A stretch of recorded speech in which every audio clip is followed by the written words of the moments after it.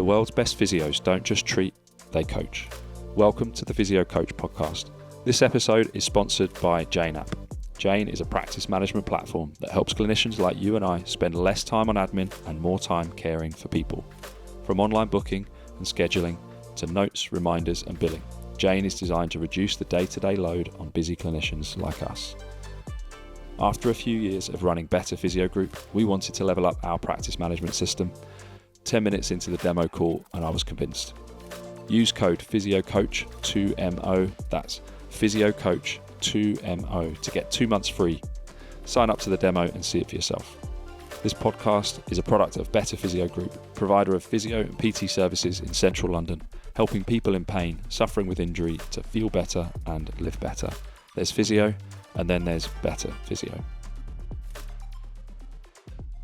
In today's world, there's a lot of demand to simplify things. There's a lot of people promising simplification of the complicated. Even in our previous episode, that's what we set out to do. We were saying we would simplify health with the 5-pillar approach. So today I'm back with Simon Cabot.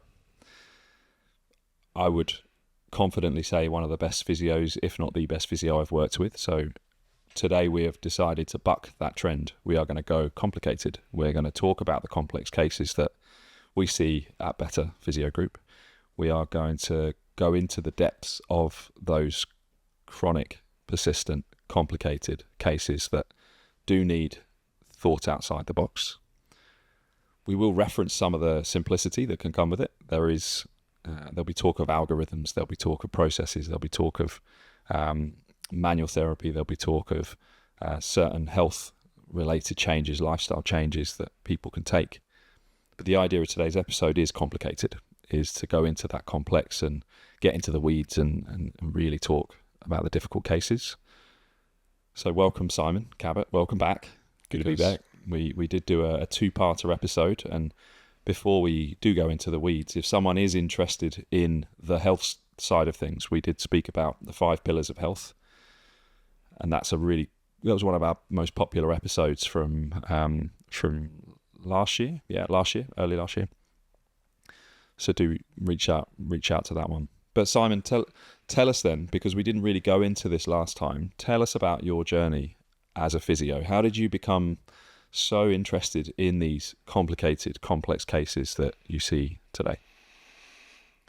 Well, where do we start? I guess by accident. It wasn't really what I ever planned on doing as a physio. I graduated in Australia 28 years ago, and I went and got my dream job in elite sport.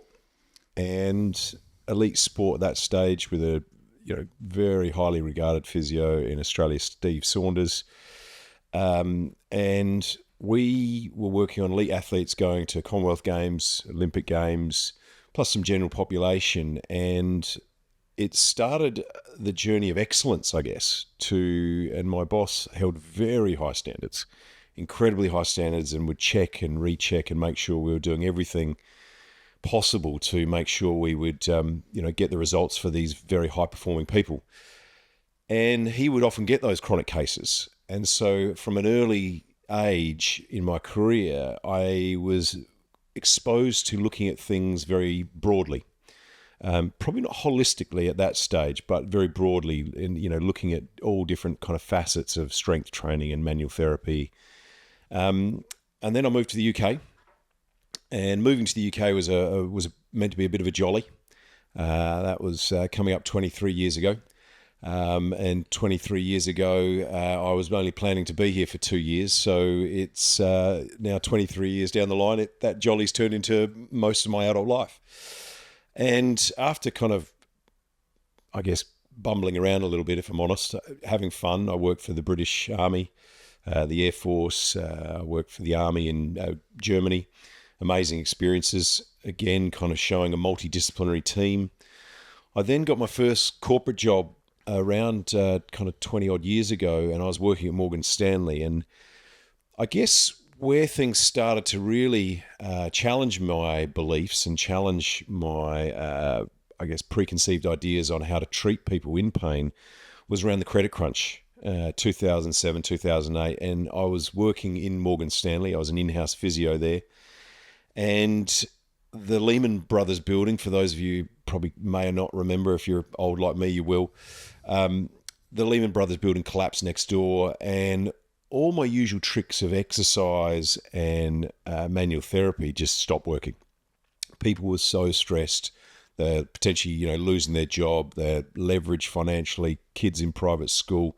And I had I had people really distressed. And I had to change my approach. And that started the journey of looking at a much more holistic model. And that holistic model started to include stress, definitely stress. It also needed to therefore incorporate sleep.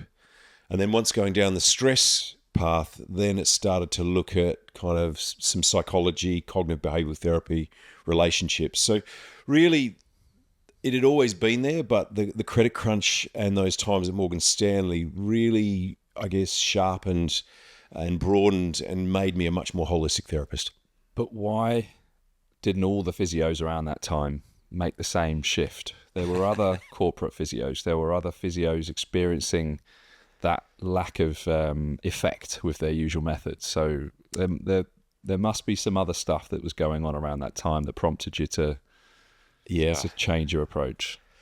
So firstly, partly by nature, I'm a problem solver. I love solving problems. A bit of a people pleaser, a bit more reformed people pleaser, thankfully. But if I'm honest, at Morgan Stanley, they are incredibly results focused as well. And they're brutal. They're used to, if you don't get results, you get fired sort of mentality. And I had the uncomfortable truth of seeing people in the canteen, and me being a curious chap, I would go up to them and say, "So how's your back pain?" And they'd say, "Yeah, it's a lot better. No thanks to you." And this was humbling, because most people in clinic are not given such direct, honest feedback, because if someone's not happy with your service, they just go somewhere else, and you might think you might have helped them. But I had to eat a lot of humble pie. And again, being curious, I was uncomfortably, and I was very uncomfortable, but I'd always ask, "So what helped?" Mm-hmm. And it opened up all sorts of different avenues for me to explore. And I've had lots of experiences at Morgan Stanley where people were brutally honest, including things like, I'm 3 or 4 sessions in and they're telling me, "You're wasting my time. I've come 3 or 4 times. I'm no better. If you don't get results next session, I'm not coming back." So results has always been important to me, particularly with the first part of my career with elite sport and the boss that I had. And then at Morgan Stanley, who are incredibly results focused, they also kind of sharpened my desire to get results. And there were lots of uncomfortable conversations. So why is it then that in that stressful time, people are then coming to you with different problems? What is it about stress that changes that? So first of all, when I talk about stress, I'm talking about the physiological response. It's a bit of an umbrella term for lots of things. But stress means different things for different people, and I often will try and quantify that for the layperson. And I want them to be aware of the two things that the two systems. One system gets turned up, and a whole lot of systems get turned down. And I want to kind of separate that out for the individual. And first of all, the things that get turned up, we've got increased heart rate, increased blood pressure, increased energy metabolism, but also increased muscle tension. If you're trying to get up the tree to get away from the lion, it makes sense that those muscles are readied. But that muscle tension, if it's there for hours a day because of the stressors of life, that tension starts to become painful. So I think that's very important for people to realize that stress is not just in their mind. "Oh my God, I've got a deadline. Oh my God, I've just had a disagreement with someone." There's actually a physicality to it. And linking the stress response to the fight or flight response, and then being very clear with patients that the fight or flight response is physical. Oh shit, there's the lion, but then you have to get away from said lion. And that's I think the first part that's very important for people to be aware of is that physicality of stress, to get yourself in a energized state to get up the tree, so to speak. And then there's the systems that get turned off. And I think this is also equally as important, because these systems then can lead to a whole load of other symptoms that are often comorbidities that are linked with pain. And this is firstly your immune system. There's no point in you fighting off those colds and coughs if, that's a long-term building project if your generation is about to end. And so the other thing that is very common around when someone is stressed is skin-related issues. It can be, watering eyes, nasal drip, all sorts of other kind of skin-related issues, lung issues, all those kind of, the outer immune system responses. We've then got the reproductive system. And obviously, if you're not really thinking about creating another generation if your generation's about to end. And so, again, we see libido dropping, troubles conceiving, and there's a whole load of hormonal issues related to that, again, based on the hormones of the fight or flight response impacting the hormones of reproduction. And last but not least, the impact on the digestive system, the visceral system. And we've all had that experience when we are stressed, that we feel some sort of change in our gut. Butterflies before an exam is a very simple experience that we pretty much all of us would have had at some stage, unless you were acing it and never had to study, which I'm not sure how many people could say that.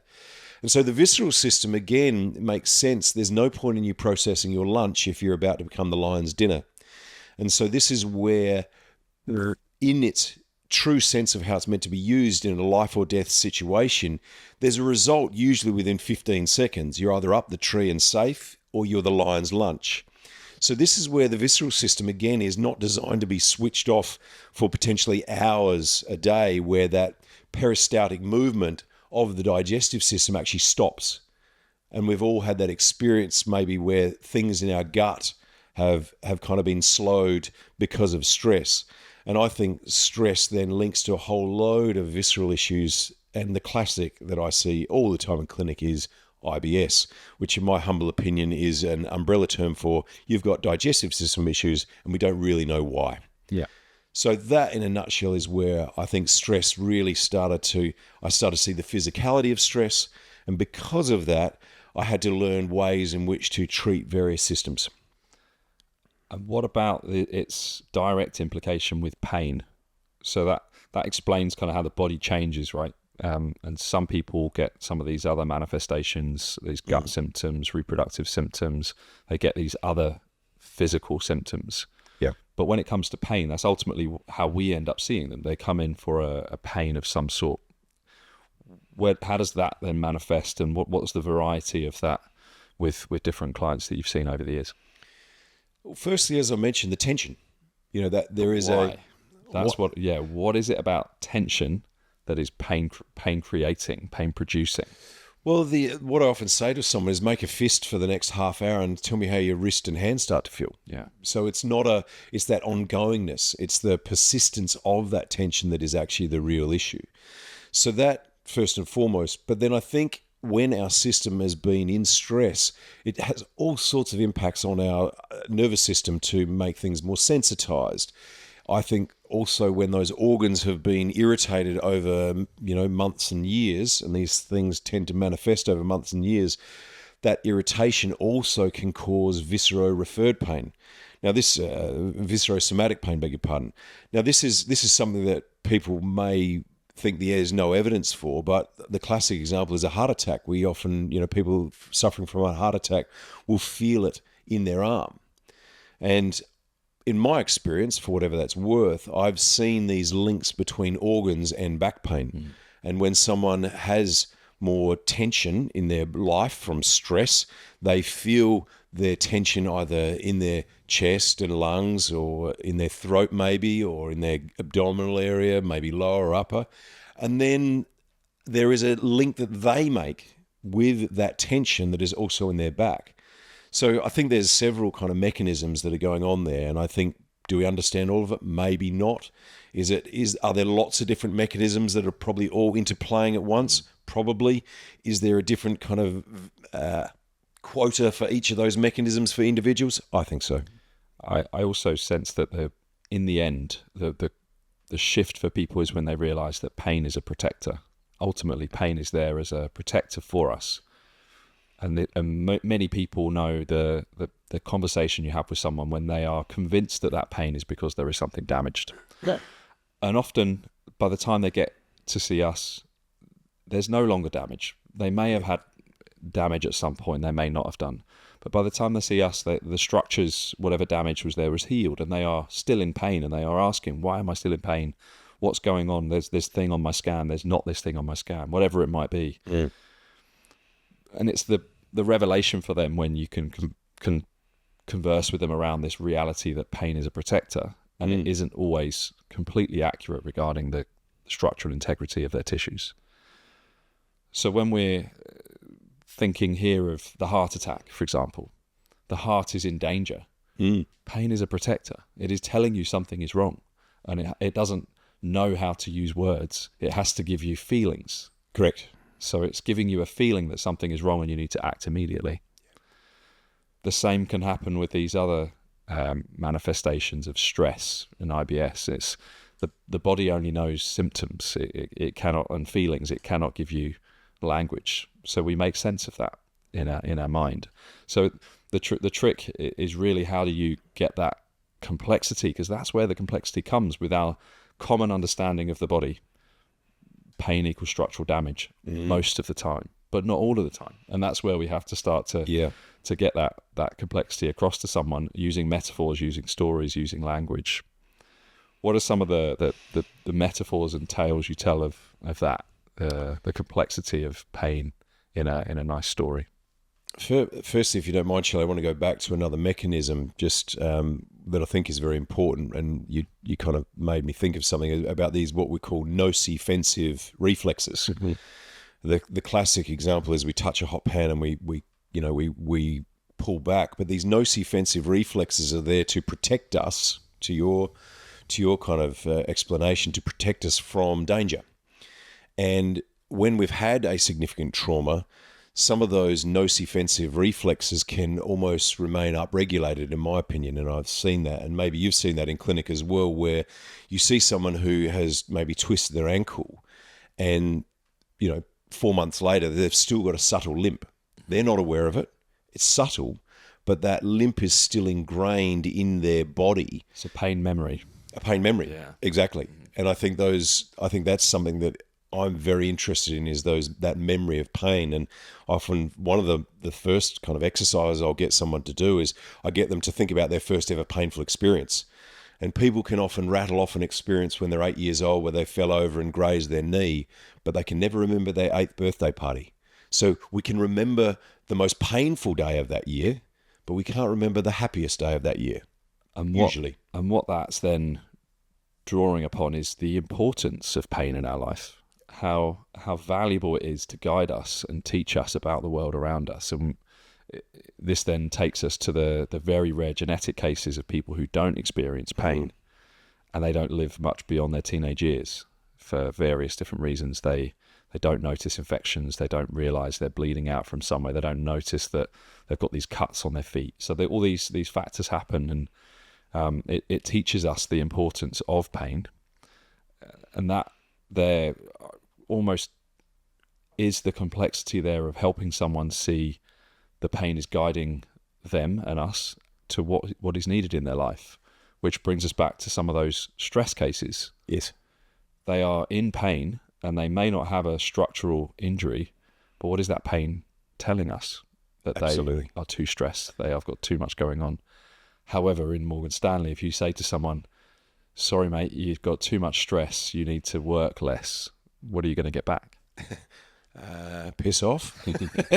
Well, they're likely not to come back. Yeah. So I think often it's, and I think pain starts out as a protector, and then pain is the teacher. Mm. And not in a trite way, but that is there to give us some awareness about what's going on. So if stress is a main driver, then what I find fascinating is there's no one size fits all. Otherwise, there'd be a handout sheet that you could give someone. And look, if we're really honest about exercise works almost regardless of what you give someone. And that's a bit of an inconvenient truth in physio that get people walking or get people lifting or, pick 3 any exercises and they're probably going to get a decent result if they're consistent with it.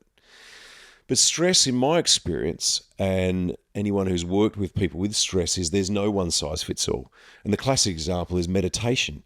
If you're a bit of an overthinker, all meditation does is give you an allocated time to really ruminate and overthink and actually exacerbate your symptoms. So when it comes to stress, I think it's targeting it in different ways, maybe looking at it what might be triggering at you, what are the things that, maybe then you react to, and then how do we then, if we're triggered, what responses can we have? And that could be journaling, it could be breath work, it could be exercise, it could be awareness, it could be having difficult conversations. So that's the the interesting thing about working with people with stress is you can't have a one-size-fits-all, and people love a one-size-fits-all, and this is the complexity. Often the solution is simple, but the complex part is finding out what works for the individual. And their life. Absolutely. Because it's their life situation that often dictates what's going to work for them. Absolutely. In that situation, it's not practical for that person to not be working in the most intense work situation in their life. Yeah. So how do you then come to a compromise together? And I use the bathtub metaphor a lot here when I think I help them see that, the stress is coming in through the tap. They can drain out that stress through the plug. Yeah. The bathtub has a finite size. Their stress capacity is fixed by the size of their bathtub. If they really think long term, they could buy a bigger bathtub, but that's a long term strategy. So in the short term, you've got an overflowing bath, you need to drain. You can't turn off the stress because it's fixed. Yes. How are you going to drain your stress out in this moment? What are your strategies for draining it? In the end, you still want to turn that tap off, but at the moment it's fixed. In the end, you want to build a bigger bathtub. You want to become more resilient and more robust, but you can't do that quickly and you can't do that easily. So you Correct. have to figure out your drains. What is the thing that helps to drain stress, to relieve stress, to have an outlet for that stress now? What works for you? And that's when it starts to become individualized. What works for you? I also think I think the most important step, though, is actually getting the awareness. Mm-hmm. And that's where I find quite a lot of resistance, and using language to help them understand, because as you and I have said many times, the corporate word for stress is busy. I'm busy little bees. And I think I said that in the last podcast, and it's getting them to understand that there's a physicality to the demands of their life. And I think that if we don't get that awareness, nothing changes. And as we've all, heard, awareness is the first critical step. So I think that's often one of the challenges.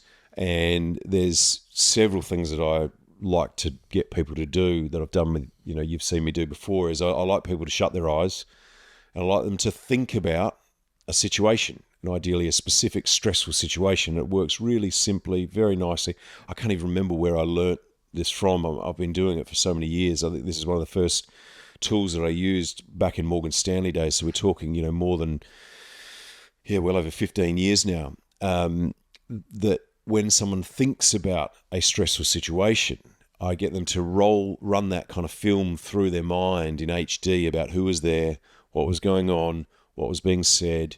And then once they've got that kind of movie being played in their mind, I then get them to ask them, what do you feel in your body? Not what's going on in your mind, what do you feel in your body? And often in corporate life, people are so dissociated from their body because of, that's another rabbit hole to go down as well, potentially, but they're so dissociated, they've got no idea that there is a physicality to that argument they just had with their boss or that deadline. It's another protective response. Correct. Dissociation, right? It is. They don't, they're doing their best to not feel all those problems because at the moment they're trying to get up the tree. Yes. Right. Yeah. They're trying to solve the immediate problem, which is to work more. Survival. Yeah, and that's where surviving to thriving came from, seeing these people just stuck in survival mode all the time. And so I then flip it though. And then I say, I want you to think about, a happy, relaxed, calm situation. And again, play the movie of that. Notice what you notice, who was there, what was being said, and then get them to feel what's going on in their body.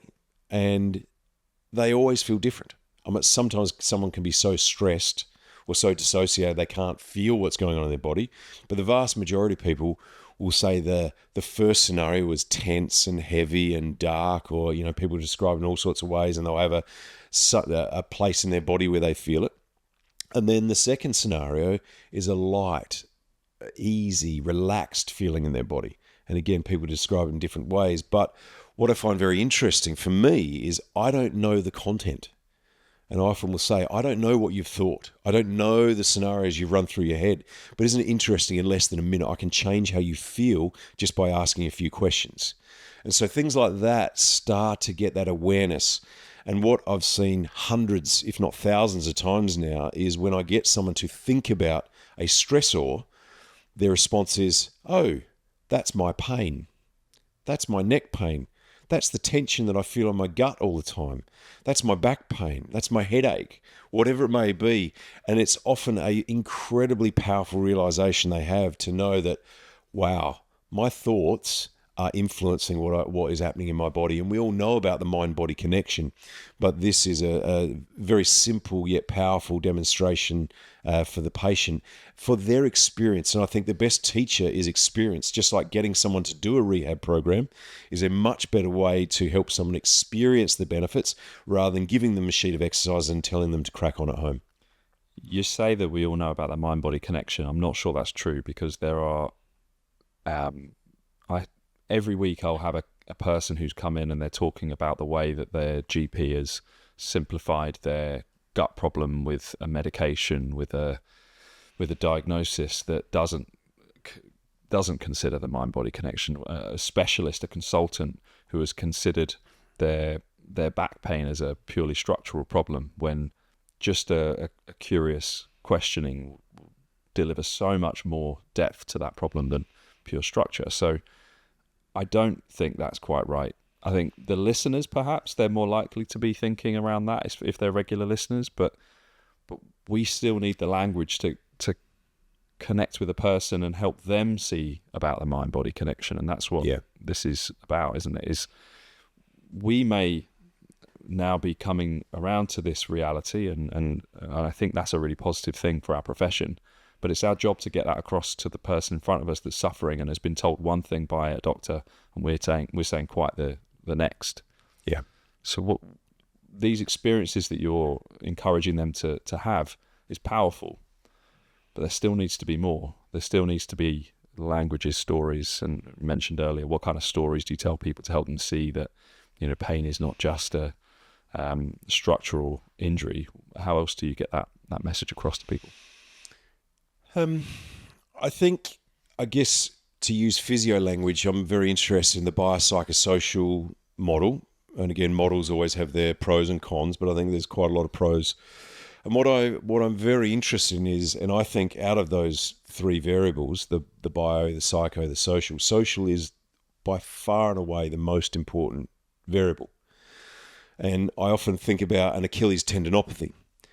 And you could have a postmenopausal diabetic woman who has, a cascade of kind of comorbidities with often a bilateral Achilles tendinopathy, to a young buck who is desperate to get his fastest time, so he's been overtraining because he's trying to prove to someone how fast he can run, to someone else who's on an aggressive weight loss diet. So they're doing extra running, so they haven't been managing their training volume. Now, the principles behind that, there's overuse in some description, but it's the social side of that person that has driven the overuse. And the psychology behind it is kind of driven by the social. What are they trying to be in their social setting that has driven that? And then actually the biology is Achilles tendinopathy. So I'm not saying biology isn't important, but it's the story. And I think the story behind someone is the social aspect. And so one of the things I'm very interested in it, particularly the first session, I think if you're going to do this sort of work, don't wait 3 or 4 sessions. At least plant the seed on the first session. Because what I notice is if it comes in later, it kind of feels really left field. And so one of the things I'd encourage anyone who wants to do more of this work is at least allude to at the first session. And I was treating a patient this week who there was real resistance to the stress component. Second time round, there was some acknowledgement, but I don't think they were ready yet, and that's fine. But I at least put my flag in the ground and said stress might be a variable that we need to consider. And maybe when you're stressed, just getting a sense of what's going on in your body. So that's how I've left it. But I've at least put it up there as something to consider while we address other issues. And if things don't improve, then I want to keep digging into it. And then when it comes to stress, interestingly, often when you do bring it into the first session, they're often relieved because it's almost like someone's actually taken an interest in all of them. And so I'd say more often than not, people are actually very grateful to talk about it. I also don't need a lot of detail. I'm not a psychologist. I don't want to go off and into all the detail, but what I want them to know is their experiences that they're going through have a physical response in the body. And I think that's how, as physios, what we see is that physicality that shows up in the body. And so I think we want to be mindful of less about the content, but more how the content influences the body itself. I think what I've picked up from you over the years is the directness of that, is how direct you are with that questioning. There's no flinching. It's just a direct curiosity that is related to them and their situation. And I think it's something I've definitely picked up on. It also reminded me of a case from a year or two ago. It was a young runner, but hadn't run for 4 or 5 years. He had this abdominal problem, this abdominal strain, as he remembers it, from running when he was at university. He was a decent runner. He was reeling off his times, and I'm kind of thinking, wow, this guy was serious. He was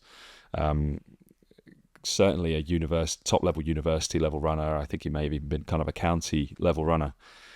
And it was when I was probing into that part of it, what was going on around that time? What was happening around that time? You had this injury, but what else was happening? It was just before this big competition. It was this trial run, and it was whether I was going to get selected for this, I think maybe even been kind of this national team, and this injury had come about. And it was a chronic pain that had developed 4 or 5 years since that point. And we went through various different explanations about pain, and pain doesn't always mean damage. And I used the story, if anyone, I'm sure many people have heard it before, about the worker who steps on a nail. The nail goes through the boot. The guy's screaming in agony. They take him off to hospital. He's on fentanyl to try and relieve his pain, but he's still screaming in agony. They cut round the boot and they realise the nail was missed and it's gone between his toes. I love that story. And it's a really powerful one because you can use your body language, you can explain how they were feeling, and then the moment that he sees the nail has missed, his pain immediately goes away because he realises that there was an error in the system. So I use these errors in the system a lot in the way that I talk to people. And for him, when I was going through this case, he was fully on board, fully listening, and really interested because he'd never understood that pain doesn't always mean damage before. And I explained that there's a good chance he had some level of structural pathology 4 or 5 years ago when he had this injury, running related, that stopped him being able to compete in this race. Felt very disappointed. He felt like he'd let a lot of people down. He felt like his life was now taking off on a different tangent. Hugely social, very, very social, that then affects his psychology, that had an element of biology. This is the biopsycho, big social. This is a very different situation to a lot of the traditional injuries that we would see in practice, but this is the complex stuff. But in the end, we speak through this example of how pain doesn't always mean structural damage. He's nodding away, and I go through a clinical exam, and the clinical exam reveals nothing structurally at all. Strength test him, I get him going through squats, lunges, single leg squat, hopping up and down, jumping up and down, and he says my pain is here, and he's pointing the lower part of his abdomen. I'm getting him doing some hip flexor stuff, and in the end I tell him everything is fine and normal, but you're experiencing this legacy of pain based on what happened 4 or 5 years ago. And he's nodding away going, this seems really relevant to me. This seems this seems very interesting. And he said, do you think I can run again? I said, absolutely, you can run again. I want you to run today. I want you to go for a run when you get home. He comes back the next session. He said, I went for a run. It was fantastic. Felt great. I felt nothing. And he never experienced pain again. Now, that's a rare case, right? But they happen. And this is what I say to people now. And I've had a few of them in my career where they've had pain for many, many months or years. And you can just shift their belief system, change their beliefs with information, with a metaphor, with a story. And their pain does go away. Now, because that isn't everyone's reality, you have to explain, right? You might be someone who it takes many months and years. There could be lots of work you need to do to work through that. But every now and again, it can be like that. A complex case can be incredibly simple. They just change their mind. You can think of a time in your life, no doubt, as the listeners here, of when you have immediately changed your opinion of someone. And you never believe that you never believe the previous because you've got new information. An error in the system has occurred. You can have that with someone in pain. Yeah. And that's why I think our job can be so amazing at times. We can have that impact. But often it is more complicated, right? And you have to do other things. So there's cases that I've sent to you, Simon, when I've done my bit, I've gone through my stories, my metaphors, I've gone through my assessment, I've said it's all okay and safe, but they're still in pain. So I send them off to you. So tell us about some of the stuff that you do that I can't do and I don't do, and you help people. You've usually softened them up, to be fair. So there's a lot of the they've got a better understanding of pain doesn't equal damage and those sort of things, which is a huge head start. I guess with experience, I've gone deeper into the psychology. I think where do I start? I guess I go back to the algorithm, and if I can I know algorithms are kind of shamed a little bit in physio world, but I was treating someone when I was working in-house at Google, a software engineer, very accomplished software engineer who was a bit of a master at debugging complicated problems for Google. And once he kind of said that I'd run an algorithm on him, it sparked an interest in me. And he then explained how when he debugs something, he looks at all these different variables and broader and wider. And specialist problems solve only very specialized problems, but complex problems need a much bigger bandwidth and holistic view. And that's where kind of I really started to lean into the 5 pillars about movement, nutrition, sleep, stress, and relationships. And that really, from that day on, and this guy gave me a book about debugging. And he basically said, where it says debug, put get rid of pain, and where it says bug, just put pain. And software engineers are taught how to solve problems in a very methodical way. So the process I go through is I'm very interested in, first of all, I really want a very detailed history. And they always say, how long do you have? And I say, we've got as long as you need. And they might often say, do you want the short version? So absolutely not, I want the long version. And what I'm looking for is the first onset of pain. And that's what I've found very interesting, is often that first onset of pain was linked to some sort of stressful event, whether they were studying a lot at school, or their parents went through a divorce, or something significant happened. And from that moment on, and it might be a traumatic event as well, something very structural. So, but what's interesting is that then set the tone of the body, and that becomes an Achilles heel that the body then keeps picking on whenever there is kind of stress and challenges. So the first part is I'm very interested in a very detailed history, and then trying to link, and this is a lot of Peter O'Sullivan's work, a huge fan of his work, Making Sense of Pain, and getting them to really get their story out. And often when I let them go initially. I don't interrupt. I'm pretty good at talking, as you know, mate, but that's one time where I shut my mouth and just listen and say, is that it? Is there any more? Can you tell me anything else? And then I go back to all the little events they've had and say, so how did you feel? And they'll say, I felt worried. I felt sad. I felt sad. I said, no, that's the emotion. How did you feel? They go, I don't know. Oh, great. So again, I then want them to start to separate emotions and feelings. Thoughts lead to emotions that then create a physical sensation in the body that I call a feeling. So I think I want them to start to get a sense of the emotion and separating out emotions and feelings, that they are similar but not the same, and one can be triggering another, linking all those events to what was going on for them emotionally, the story behind it, so the thoughts they were having, and then how did that make them feel in their body? And often it was the pain they were feeling. So after a really detailed subjective, from a history point of view, I then want to look at aggravating, easing factors. When it comes to aggravating factors, I'm looking for, is there an extension or flexion bias? Do they like, flexing postures or not liking flexing postures? Do they not liking extending postures, or, vice versa? So that's another thing I'm picking up. I'm always interested in medical history, comorbidities, because they often link to other, dare I say, kind of traumas to the body, things that have gone wrong that have meant the body's had to go into some sort of protective response, whether it's a nasty infection or a bronchitis that lasted for several months, pneumonia, appendectomy from appendicitis, gallstones, all these things that at the time were incredibly painful, and the body can then stay in that protective response. From there, I'm also very interested in those 5 pillars. So I'm really interested in what movement they do or don't do. Nutrition-wise, I want to get a brief kind of history about that, and whether there's kind of, and usually you can tell just by their body composition, if they are carrying extra weight, there's probably some sort of inflammation going on just by virtue of that.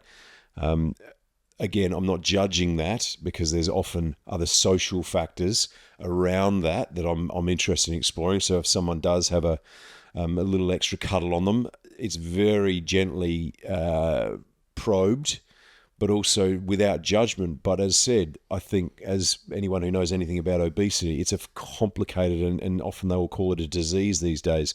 But again, I want to be understanding what's going on then from a dietary point of view.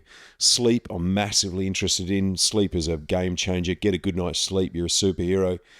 Get a bad night's sleep, you're a villain. So I think I'm very interested in everything about sleep and how that works or doesn't work for them. Then coming on to stress. And when it comes to stress in relationships, this is where I start to be a little more gentle in probing, particularly that first session.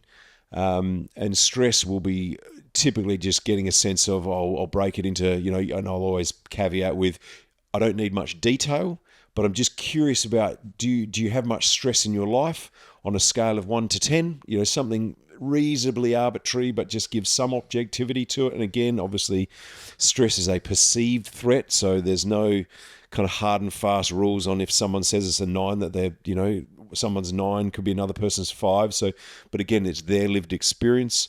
And then if there is stress that tends to be over 5, I may just want them to break it into the next category. Is it work related or is it personal? And that might be all I get done on a day when it comes to stress. And if there's some resistance there, I'm probably not going to start to dig into relationships, if I'm honest. I think, people need to be ready. They need to trust you. They need to feel ready to open up. And I think trust is earned, and never to be kind of assumed that you'd have. Assumption is the mother of all fuck-ups, as Aussies like to say. And so if someone is a little bit more keen to delve into stress, then I might ask a little bit more about, what some of the events or, the people that stress them, and start to dig. If it's personal, I might ask, is it family? Is it with friends? Or is it themselves? And so just slowly breaking things down into categories. And I think this is kind of the algorithmic approach that I have, is each of these things, these categories, have subheadings and subcategories to slowly distill what are the main potential drivers for this person. And I say potential all the time because I don't know. We can assume that some things might be more involved than others, but as I said, assumption is the mother. So don't take it for gospel. We need to then delve deeper. If someone is interested in the relationship side of things, fundamentally, I think we can do a lot of deep psychotherapy. And that is not my preferred or kind of my expertise. And often people have had some psychotherapy before, but what I am interested in is, how their past and the relationships from their past, particularly relationships in their childhood, has that maybe changed them? And most people can get a sense of how their childhood may have impacted who they are today. And because I'm quite forward-leaning and, results-focused, I tend not to dwell too much on the past, but again, it leads to an awareness that some of their childhood may not have been, ideal, but hey, who's had an ideal childhood? Certainly not me. My parents did the best they could with what they had at the time. And it's never about parent bashing.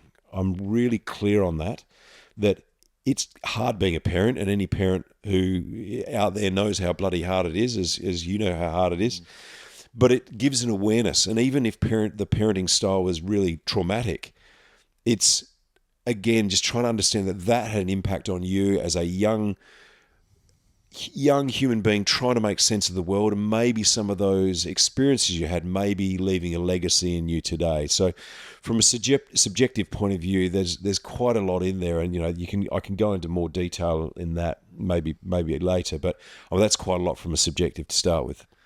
And I think the modern society still has this difficulty with trauma and how it stores in the body, that memory of traumatic events. But individually, I tend to find the same with you, that people do get that. They do feel that those things were impactful upon them, and they have left some level of change in the way that they think, the way that they act and behave, and the way they feel in their body.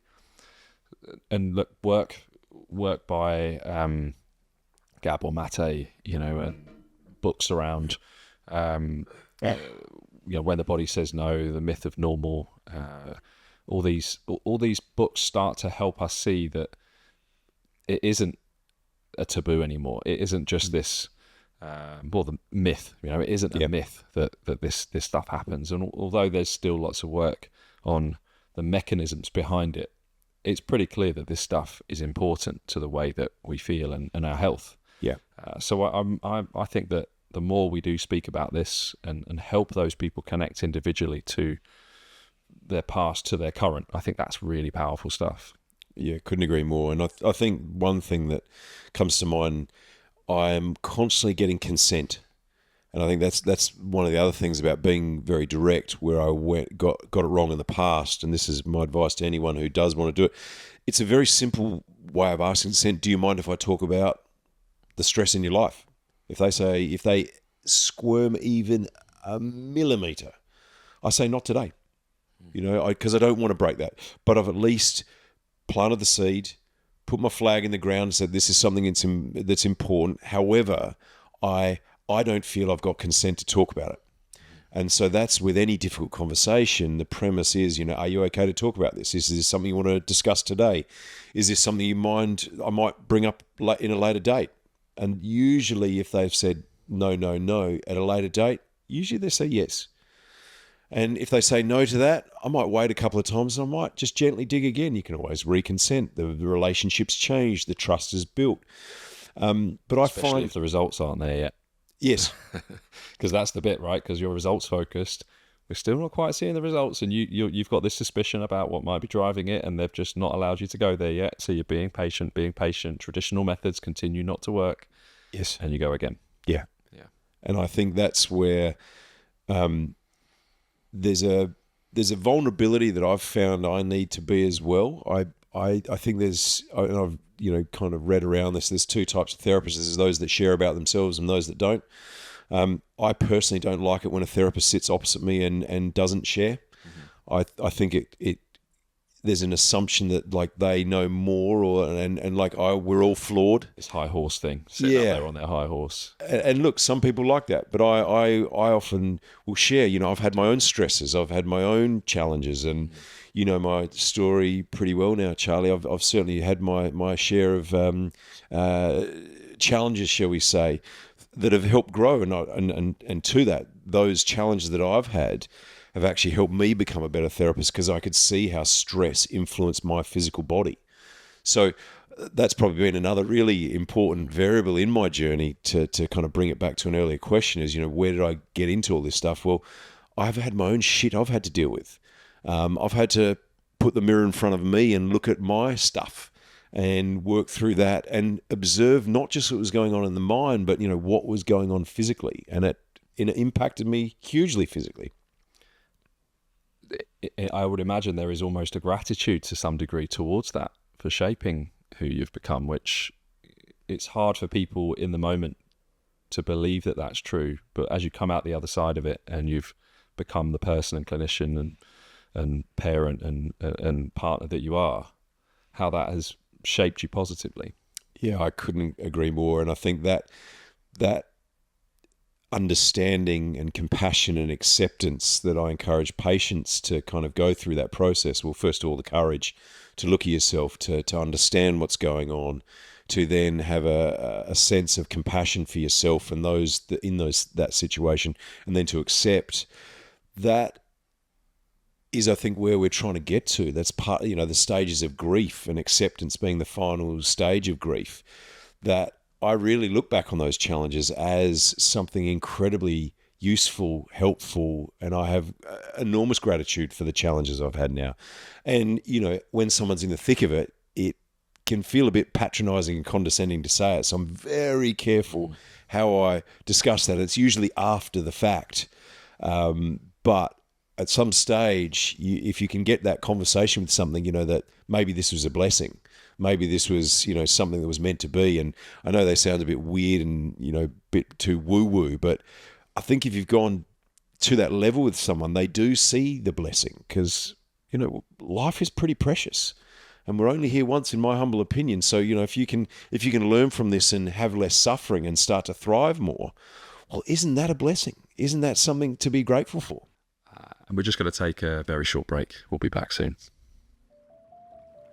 So some of you out there may be a bit like my colleague Simon. So Simon is a bit of a tech Luddite. He is not the best, but Jane actually makes things really easy for even people like Simon. He does not enjoy his admin, but keeps it super simple. Rebooking is easy. It's really easy to check on your calendar. It syncs up with your calendar really quickly. So he's able to see when his appointments are, who's booked in. He gets an email reminder for any changes that are made. He gets an email if anyone new books in. It's super simple writing his notes. So even for someone like Simon, he finds the system super easy to use. So yeah, I find it quite intuitive myself, but yeah, even for someone who isn't so familiar with tech, very simple. And now we're dropping back to the episode. I'm going to come in with another case, one that we've both worked on actually, and as someone we work together and continue to at the moment. And he shared some reflections with me last week. So I saw him 2 years ago for a complicated long-term back problem, and he had chronic fatigue linked to some of his symptomology as well. And one of the factors was that he wasn't able to live his life. He wasn't able to ski. He wasn't able to go out with his friends. He was bedbound for weeks on end at times. He was trapped in it at home. His life wasn't good at all.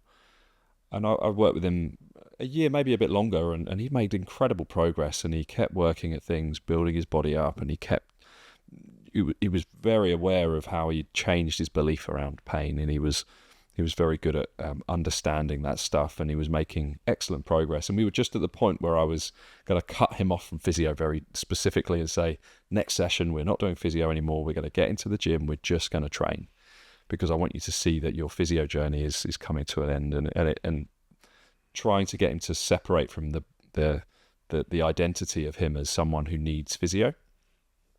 And he was up for it. He was keen. And he came in that session with this big flare up of abdominal pain, and it was wrapping around from his back into his abdominal area. And I had to then change the booking. The way it works here is you have to book a room or book the gym. So we had to book a room, and it was tough for him. You could see he was really rattled by this flare up. And I do see flare-ups as valuable for many people, and trying to help them to see the information that you gain from that can really guide further discovery. But it was tough. He's sitting there suffering again, and we're treating and trying to settle down the inflammation, the acute flare-up. And it was at that moment I realised he needed to go and see you. So he had what I could sense was a visceral nature to his pain, and I'm getting better at identifying this stuff now. He had pain wrapping around into his abdominal region, and it was seemed more coming from the abdominal area than from his back to me in that session. So I encouraged him to go and see you. He went to see you for a handful of sessions. went a little more deep on his upbringing and his relationships and where that stress was coming from and how his work was shaping it. And I then saw him for a few sessions after that. And he reflected. This was his, not from you, this was him. He said, Simon helped me see that although I am still on a journey to recovery and I'm still going through bouts of depression and I'm still struggling with certain parts of my recovery, this year was better than last year. This year I went skiing again and I was able to ski the full 5 days. It was hard, but I loved every moment of it. Last year I could ski a couple of days. The year before I couldn't ski at all. And although I'm still suffering in this kind of emptiness, this loneliness, this void of depression, I'm so grateful for the fact that I haven't got the baggage of my pain. I haven't got the baggage of all of the problems, all the masks I was wearing, all of these issues. I now see that I have to build into that void. I see the gratitude, I see the opportunity there to build the life I want to build around it. This is now 2 years in, and this case is a complex case because of all of those factors, different to the simplicity of the guy I had earlier who just needed to change his belief system. This case, it's not a simple case of just change your beliefs. He had all that. I'd helped him with that stuff. He had already changed his belief system around it's safe to go into pain, it's safe to do this, but he was continuing to suffer, and there was more to it, and there will continue to be more. So as we get to these cases here, and we're talking of a visceral component to his pain, where did that come from in your journey? How did you start to lean into becoming a manual therapist that wasn't just about poking the painful spot? Yeah. So, and this is where I deviate from evidence base. And this is something that clinically I've been using for, I started doing kind of some more osteopathic courses very early on in my career back in Australia. And there was one round of kind of courses I went on called Visceral Manipulation very early on in my career. So I've been doing it for more than 25 years.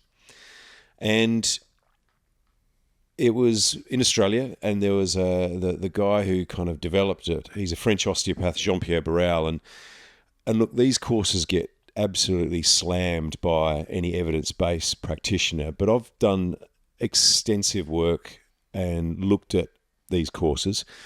And like anything, if you only use that tool all the time, they're completely, dysfunctional. If you just give exercise and you don't reassure someone, well, your exercise program isn't going to work either. So if the only tool in your toolkit is a hammer, everything looks like a nail. And in my opinion, I think I've just got a few more tools than average. And that's probably one of my strengths is the breadth of my toolkit. And the visceral manipulation and kind of work with someone like Jean-Pierre Barral, and there's a bunch of other instructors that I worked under, I found a way to, and this was with another mentor from Hayden Gambling in Australia, who uses something called strain and counterstrain, a more of American-based osteopath technique. Both of these techniques I now actually teach at osteopath schools, one in Germany and one here in the UK. Go to Denmark, Poland, Germany, been to Greece as well. So these manual therapy techniques are something that are a little bit tricky to learn, that to get decent at it. And what I've found is those organs that we mentioned early on about they kind of stop, and kind of that peristaltic movement goes into a stasis. If that has become habituated, the tubular muscular organs of those muscles can actually be kind of habituated. And what I've noticed with manual therapy is often where you feel the symptoms, there is some sort of trigger point or some sort of tension, but I don't believe it's the cause, the underlying primary restriction. And so when I do my objective examination, I'm looking for key dysfunctions in movement patterns and range of movement. And I think the body's actually very good at coping for various dysfunctions, but often it's the coping strategy, the compensation that ends up leading to pain. And as a more simplistic version, if someone twists their ankle, and let's say they twist their left ankle very badly, and they were, struggling for 3 months, and they eventually get back to running after, 6 months. A lot of that time they were spent putting weight through their right leg. Now, for those of you that want to try a little experiment, if you put weight through your right leg, it's actually the contralateral side of your erector spinae, quadratus lumborum, etc., that actually counterbalance so you stay upright. And so I've seen this pattern many times where someone injures an ankle and injures a knee, and they also get back pain on that side. Now, I think because of the nocifensive reflexes, that our body goes into protective mode, and part of that protection is to offload and protect that left leg in this example by weight bearing through the right leg. First of all, we get some asymmetry and muscle strength, but then we also get that reaction, that overuse pattern. And I've seen these patterns play out decades later where someone has a bias towards a leg from an injury very early on in their life. Now, when it comes to the viscera, I think anyone who's had a lot of emotions, and what I find interesting for a lot of the people that comment on evidence-based, first of all, I don't think they're very connected to themselves, as into their actual body. They're very judgmental about all this sort of stuff. And it's very easy to rubbish something and without actually fully understanding it, just because there's no evidence. And I think if you stick to evidence-based, you're going to get a good job. But if I just stuck to evidence, I wouldn't be the practitioner I am today. And I have a highly skeptical mind, but I'm also incredibly open-minded. And I think it's that combination that leads me to look at things like Visceral. And the Visceral stuff, when you start to see these patterns, and you can think of a bunch of the patients that you and I have treated together, Charlie, there's always pretty much often, not always, but very often something visceral in origin, because you've picked up all the other good stuff. And that's what I mean. You've softened them up for me. You've got rid of a lot of the stuff that is excellent standard of care, but not this more osteopathic way of viewing things that is probably part of my bent that makes you and I a little bit different. And the visceral stuff affects everyone very uniquely. Where that organ tightens up, or what organ tightens up, is very unique. And that's the complexity of it. However, I've been able to teach lots of people over the years and ways and methods on how to actually elicit the assessment, which is a screening examination that I do. And then from there with the subjective, because often there'll be reporting symptoms that are related to the organs, people that don't link these symptoms with their back pain. And then based on their symptoms, you might have an idea of what organs might be involved, and then using some testing, and again, some manual therapy testing to see where there might be restrictions, then you can start to find where there's tension in their gut. And I had a guy the other day who's had ongoing back pain, a guy that we're treating together at the moment, and no one's ever been able to find his pain. And when I found it was actually around his large intestine. That was the one that I left that voice note for. Around, I would say large intestine for argument's sake here. I won't bore people with the minute detail that I'm interested in. However, when I hit the spot, his eyes lit up, and he's like, "That's my pain. That's my pain." And whether people want to believe this or not, and I'm always a bit cagey about this, and I was a bit cagey about coming into this podcast wanting to talk about it, but you insisted, and I trust you, my friend, so that's why we're going there, because I see this stuff working all the time. And if people don't want to learn it, more fool you, actually. If you don't have to learn it, but to not be open to it is probably what I should say. Because that's me. Yeah, that's me, right? I've realised that I don't want to learn how to do that stuff, but I am now very open to picking up on things that aren't responding to my methods. Yes. And I'm confident and comfortable to refer out to the right person, and whether that's you, whether it's a psychiatrist in certain cases, whether it's a doctor, whatever. I'm very comfortable now sharing out a case that isn't going as well as it should be going. And I'm results focused too. That's why it's like, if I'm not getting the result for that person, that's my reputation on the line, and that's my job not being done the way I want it to be done. So someone else needs to come in and help. And what I wasn't so good at early in my career is recognizing that, and you'd hang on, try and figure out the solution, because same as you, I like to fix problems. I like to solve complicated problems. but it's that realization that I can't solve all of the problems, and I need to have a network of people around me that can support that process. And as a result, I am now much more open-minded about this world, and seeing that it's not just an evidence base that we need to consider here. It's the person in front of us, because ultimately evidence-based practice considers three factors. It considers the research literature. It considers the person's preferences and their beliefs and expectations, and it considers the practitioner's experience over time.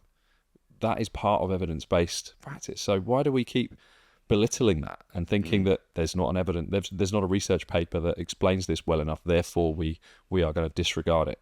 That's not the way evidence-based practice is. That's not the way that anyone actually in practice on a day-to-day basis is using their knowledge base. They are considering the person in front of them. They are considering their experience. They are considering literature. That's the way you do it. You just lean into different parts of it depending on the person in front of you and the case in front of you. So I'm now very aware now that there are certain cases where, and it's probably the 10% cases, they're not going to respond to my methods because they need a different way of thinking about it. And that's where a lot of the time you'll come in and help. And what's been really interesting for me, and thank you for correcting, and I agree, it's you need to be open to it. You know, you don't need to learn it. You're spot on. It's not about that. But, and this might be very interesting, because there's one person who's probably motivated me in a way to be very clear about my manual therapy more than anyone. And that's Adam Meakins, someone I've never met, but someone who I know is absolutely anti-manual therapy. But there was one post, and I'm talking could be 15 years ago, when he said manual therapy has a place as long as it's used judiciously. He probably doesn't even remember. He doesn't know who the fuck I am. And that's cool. But it made me very accountable too, because I think manual therapy can be massively overused. I think it isn't used judiciously. And why I stand behind what I do, and I'd get anyone to come and watch me, including Adam Meakins. You don't think it works? Join me on a session. I'm happy to show you some evidence face to face and show you where I wouldn't use it, because that's the judicious nature of how I go through things. I'm incredibly calculated and specific about what I do.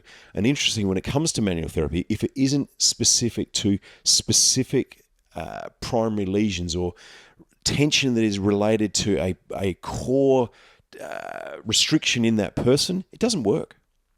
It doesn't work. And this chap that I saw this week, where I got his pain, the change in his range of movement was extreme. And why some manual therapists keep the buzz, it's like a golfer who gets a really good shot and they go, far out, I can get it close to the hole. And it keeps them going. But they use it all the time, hoping for that magic time when they do get that incredible response from manual therapy.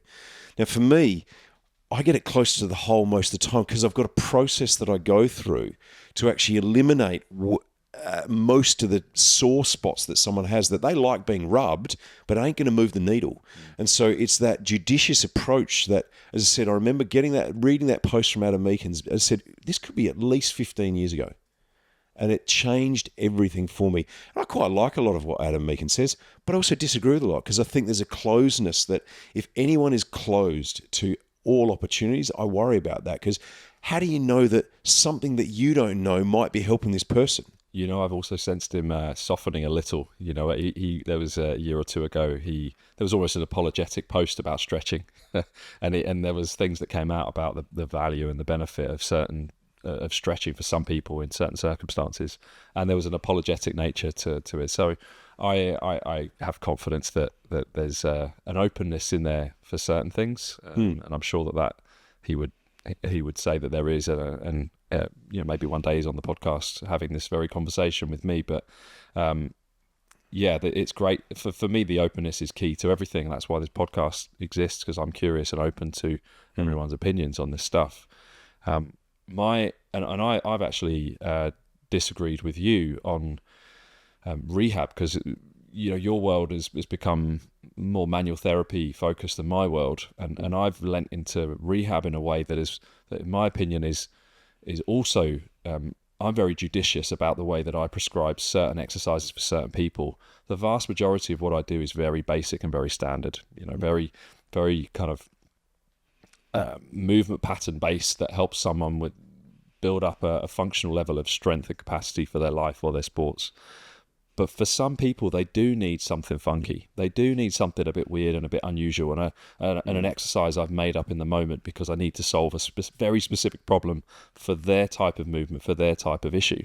And that's where, I've kicked back with you before and said, I know you simplify exercise and you think that it could be straightforward for most people, but actually for this person, this is what's needed, that's what's needed, and that's my world. So that's where we work together so well that if someone asks you for exercises, you go, no, just go back to Charlie. He'll give you the exercises, because that's the bit I love. I like solving those problems. I like solving the exercise problems. I know you wanted to come in and add to my bit there as well. Yeah, I just wanted to say I quite like Adam Meakin's content, by the way. So I don't want to censor that there's any sense I'm bashing him. And I said I like pushback.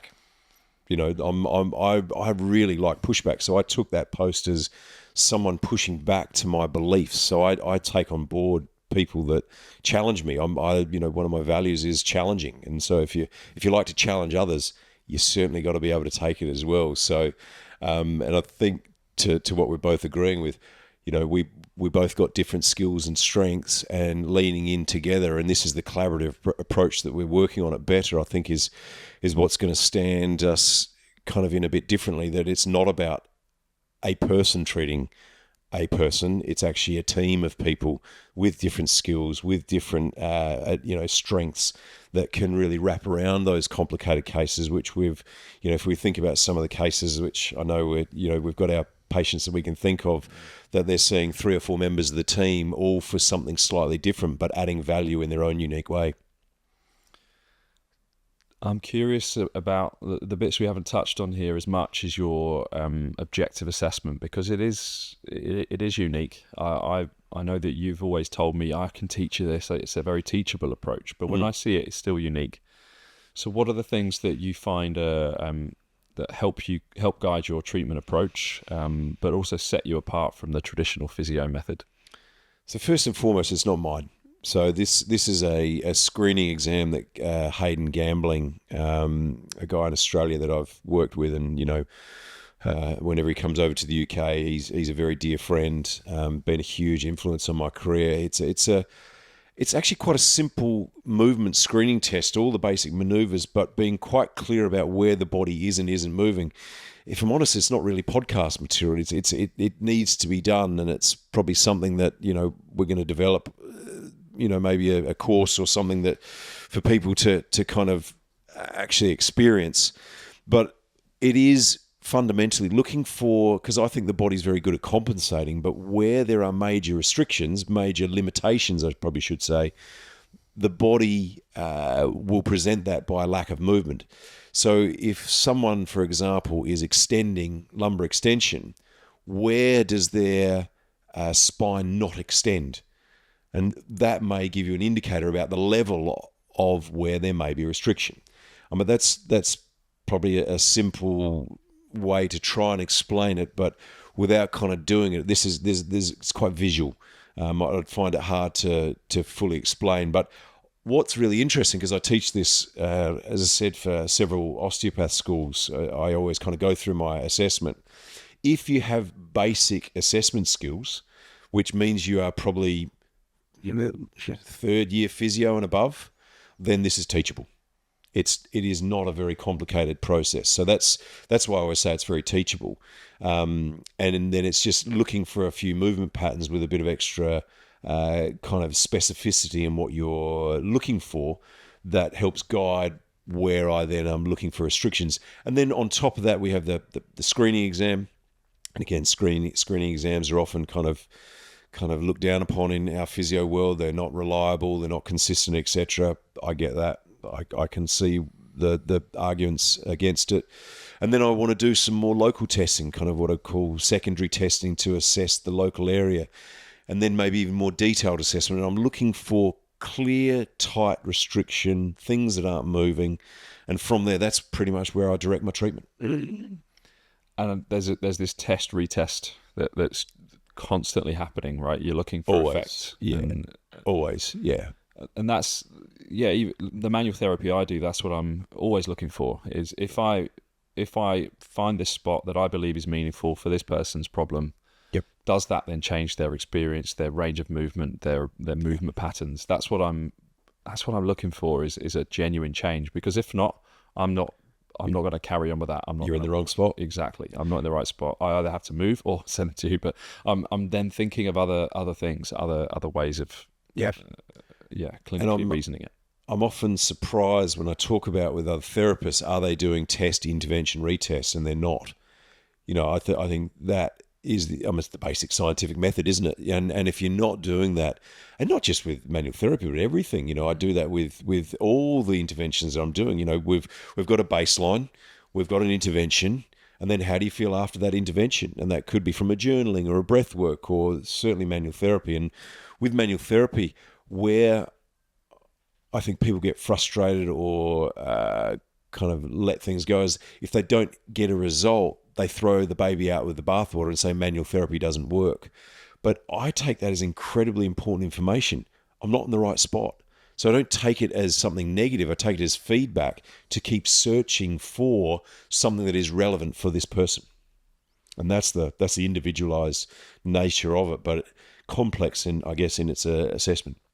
And in the end, Simon, the listeners who like this stuff and are interested, they've got to the end of the episode. That's because they care. That's because they give a shit. It's a business value at Better that we really care about what happens. I've said it so many times. It's almost a catchphrase on the podcast. People don't care how much you know until they know how much you care. And that's where this really comes from. There's this curiosity to really help people, and that's where my open-mindedness really sits. And I genuinely believe that's the Adam Meakins curiosity. He really wants to help people on a big scale, and I can really, and his impact is ginormous. He doesn't like bullshit either, and I resonate with that. He doesn't like bullshit. I think that's what people sticking their head above the parapet, that's what it's about, is because they really care. They really want to know this stuff. They really want to solve problems. The people that don't care, they just tick along in their jobs. They don't listen to this podcast. They don't delve into slightly random, curious, seemingly strange on the surface ways of practice. They don't care about that. They don't broaden their horizons and their knowledge. They just do what they were taught in their physio school, and they keep doing that year after year after year. They don't modify. They don't reflect. They don't consider. So that's where we are. That's the team that we're building at Better. That's what we're on a mission to do, to be delivering high quality physio in London. We're building that team. You're a huge part of that, and the wider team are a huge part of that, and we're recruiting at the moment. We're bringing in new physios. But it's about the purity of what our profession is, helping people in pain. And not everyone needs the type of stuff we've spoken about today. In fact, most people don't. Most people get better on their own, really. Some people need... Without any physio at all. Some people need some very basic physio. Some people need the kind of off-the-shelf model. Some people have the, an insurance or an NHS provider, a cheap insurance provider who can deliver a half an hour session that's enough. They just needed a bit of reassurance to get them to the end and to get back to their life. But today was about the complicated cases, the complex, the ones who've been around a few physios, the ones that aren't getting better despite you doing all your usual stuff. So what's the other stuff? It's about curiosity, isn't it? It's about really thinking and reflecting and asking yourself difficult questions, because otherwise people vote with their feet and they find someone else. They will go and look elsewhere and might end up in Simon, in your diary or in my diary. So what other advice do you have for the curious physio?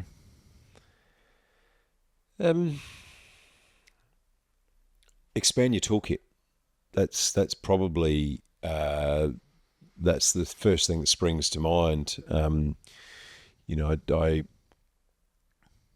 think the strength in this software engineer to solve, and debug things that no one else could bug. It wasn't that he was a specialist in anything. It was his breadth and depth of knowledge across a wide range of fields. And what I've realized is complex problems often still have a simple solution, but it's in the gathering so much information about them to then find what is the one thing that they need. That still a simple strategy. And there may be a handful of simple strategies that you implement, but it's that combination of simple strategies. And I love that metaphor of the combination lock. What does this person need to unlock them?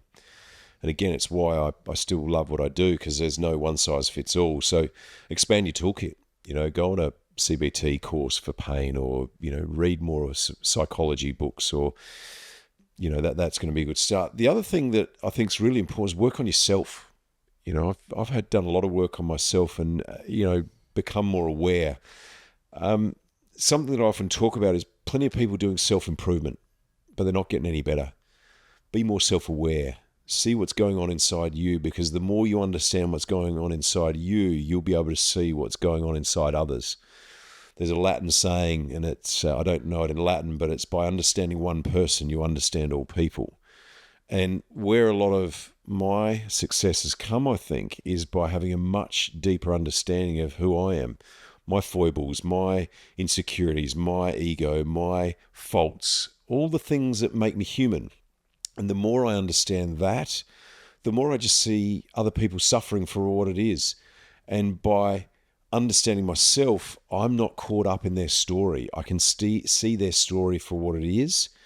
And then that separation is actually how we can help someone in a more profound way. And that's where empathy is really living the drama with that person. Compassion is seeing it and having a separation to be able to help. And I often say I don't have a lot of empathy anymore, but I've got a hell of a lot of compassion. I have huge amounts of compassion for myself first, but for the patients that come through my door, I don't empathize with them, because that's being with them. And that is a place where I find I can't help someone. Plus, I end up suffering with them. I was very empathetic as a younger therapist, really kind of writing the drama with them. But now I observe the drama and see that I probably have created similar dramas myself. Therefore, I can see why they're doing the things they're doing without judgment, and really just seeing it as another person doing the best they can with what they have. And my role is to maybe give them a few more tools and strategies that they've got a better chance of getting out of survival mode and getting into thriving. And I think that's a lovely place to finish the episode today. And on a practical standpoint, we're on a journey as a business, and we're working towards building a community around us and providing really high levels of care in the physio world. And we're going to start posting more about this stuff. I know, Simon, I'm going to hold you accountable on air here, because I know that you're ready to go. You're going to start sharing more of your wisdom on social media as part of that journey, to develop the community and develop the extra education that comes with. There's more detail. We've missed out huge chunks from this, and you were just saying off air how much more there is to say. But that's next. That's the next chapter in what we're going to be discussing and going through. And the podcast continues to expand, and the guests that we have in line coming up are really exciting guests. We're not just talking about pain. We've got lots of different stuff to do. But yeah, today has been about complex cases and developing that curiosity to broaden your horizons and broaden your toolkit. So yeah, get more than just a hammer. And not everything's a nail. You need other tools. So thanks so much for coming in today, Simon. And if someone wants to make sure they don't miss any of your upcoming content, where are they going to find you? God, I haven't posted in so long. The Pain Coach, isn't it? Is it? Yeah. The Pain Coach. You might have to edit it in there. Well, luckily we're going to be collaborating as a business on all that stuff. And Simon isn't the most technically minded of people, so different strengths. Different strengths. But the content will be there, and you'll be able to find it. So look out for that. And there'll be mentorships in the future, courses in the future. So hang around long enough, you'll see all of the options available. But thanks for coming in again on this third episode. You're the first guest to have 3 episodes on the podcast. So wonderful. Thanks. It's my pleasure. Much. And if people do want to reach out, I think as a business and individually, we're very open to people asking us questions. And if people have particular things they want to delve into more, please reach out. If you've got, if there's topics that you want me to go into that we can go into, if you're interested in mentorship programs, put your name on a wait list, because I said it's something that we're very keen to develop as a business. And I know, Charlie, you've got lots to offer as well. So we're very excited to kind of share our knowledge, because my mentors have always been very generous with me, with their sharing. And I would like to think maybe I've got something to share now after 28 years. So I want to pass on some of this. So by proxy, I can help more people. And I think, Charlie, we've got the same mission to not just help our patients, but to help other physios be better physios, to help more patients. So again, it comes back to what you're saying. We just care deeply, and we want to help the world in our own ways. And there's one final thing actually that's just come to mind, is that something that I do to you, which is I send my patients to you, and I often come into those sessions to watch. That could be something that people can consider if they're local enough. If you are sort of London or Southeast based, or you can travel with a complicated case, bring them in. Yeah, it's something I love to do, actually, because I think when someone's been struggling with a patient, to help them and the patient see the little thing that they may have missed. Yeah. Is I love watching both the light bulbs go on. So yeah, you're very welcome if you reach out. A joint session, I think, is what we'd call it, isn't it? And those are very much based on me giving pointers to not then take on the case, but to guide and advise for someone to then kind of have a few different avenues to explore with their patient. Yeah, very good. Thanks again, Simon. You're welcome. Great to be here. Look forward to the next one. Thanks for listening to today's episode. If you've made it this far, that probably means you've enjoyed the show. Please leave us a review and subscribe to the show on whichever platform you use. I've been told that this stuff really does help us to reach more people like you. And if you are someone in charge of things at work, book a demo call with JNAT to see it for yourself. Use code PhysioCoach2MO to get 2 months free. To stay up to date, follow us on Instagram at BetterNeverEnds, or on YouTube, the Physio Coach Podcast. This podcast is a product of Better Physio Group, provider of physio and PT services in central London, helping people in pain, suffering with injury, to feel better and live better. There's physio, and then there's better physio.